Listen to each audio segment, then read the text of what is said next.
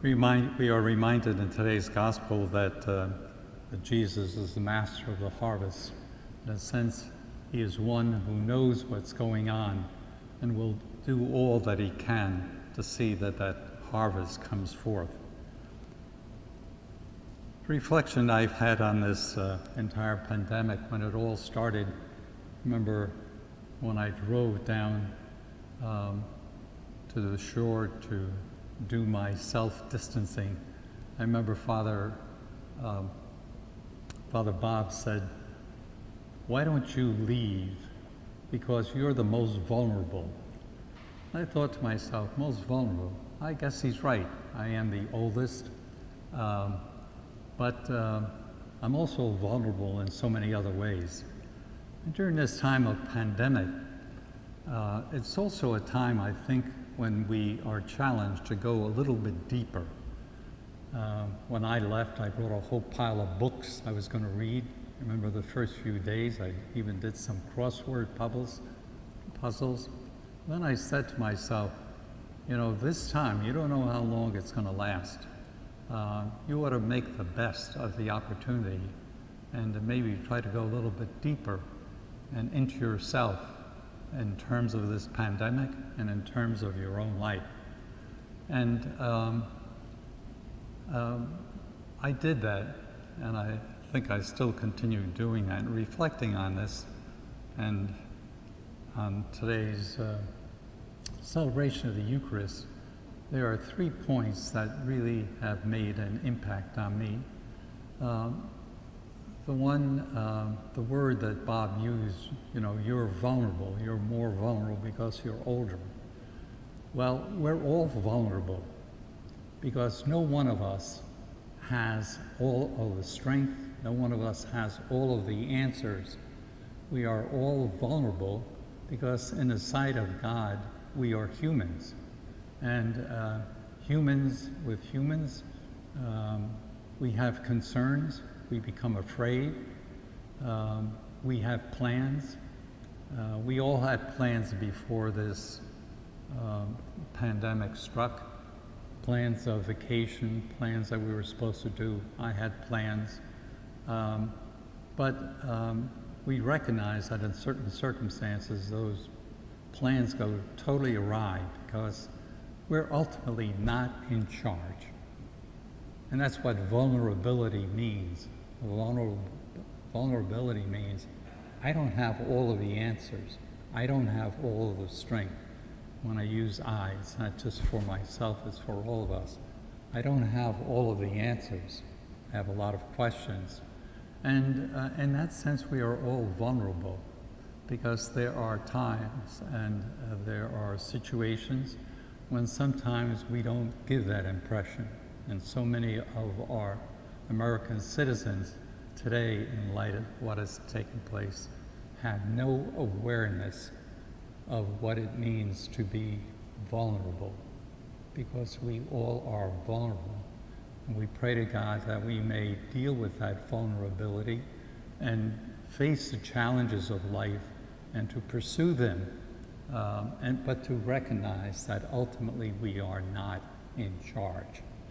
It's a lesson that I think I have come to recognize at a much deeper level. In the years or whatever time that I have, I hope that I will live that attitude in terms of my relationships with you and with others. The second aspect that I came to recognize, a deeper appreciation of faith.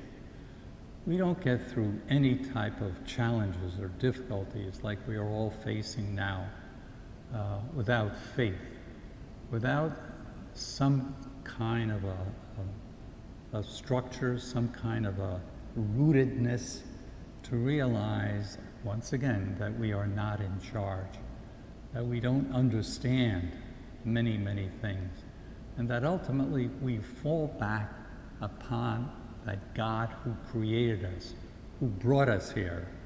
It's almost like we pray with a certain sense, Lord, you've given me these years of life. You've brought me into the situation here on this Mother Earth when we're dealing with these circumstances.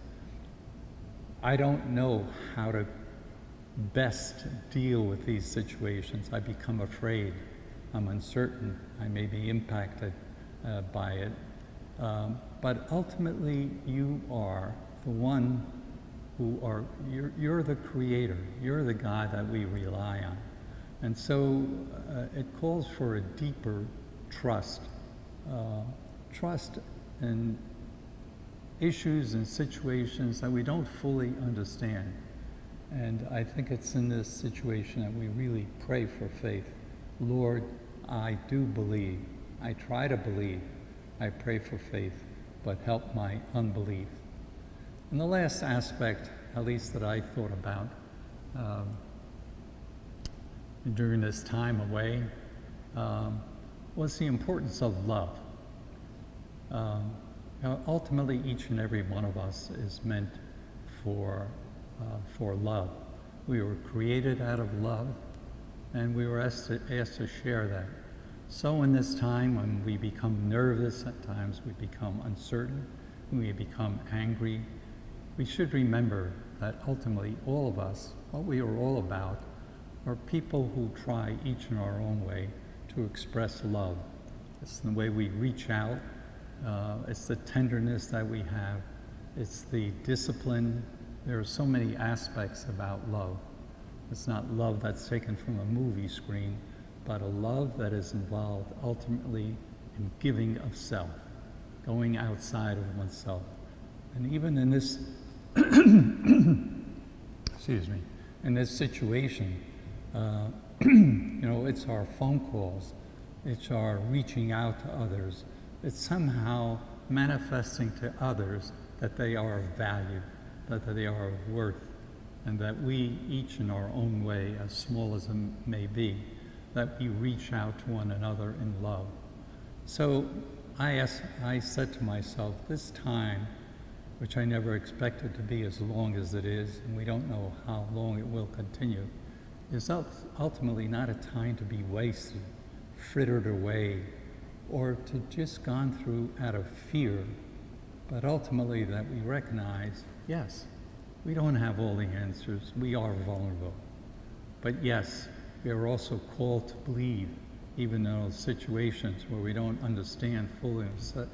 We say in so many words, what's this all about, Lord? That somehow we believe that this Creator, Lord, will show us the life and give us the strength.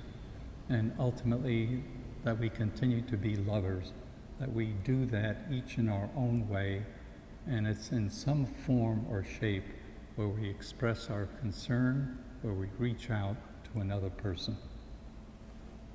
God bless you.